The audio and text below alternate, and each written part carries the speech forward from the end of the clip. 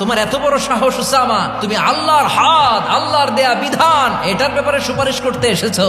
তোমরা কি জানো তোমাদের আগে যত কওম, যত গোত্র, যত জনপদ ধ্বংস হয়েছে তার কারণ ছিল তাদের মধ্যে গরিবরা অন্যায় করলে তারা বিচার করত, আর ধনীরা অন্যায় করলে তারা মাফ করে দিত। খবরদার! মক্কার একটা ভেরি প্রেস্টিজিয়াস এন্ড ডিগনিফাইড ফ্যামিলির নারী চুরিতে ধরা পড়ল। চুরির বিধান হলো হাত কেটে দাও।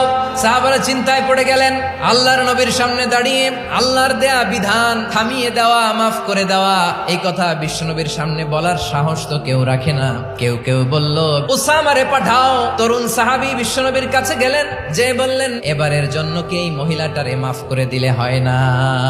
বিশ্বনবী বলেন, জেনে রেখো উসামা, আমার কলিজার টুকরা নয়নের পুটুলি ফাতেমাও যদি চুরির দায়ে ধরা পড়তো, আমি বিশ্বনবী ধরে ফাতেমার ডান হাতটা কেটে দিতে এক বিলম্ব দেরি করতাম না।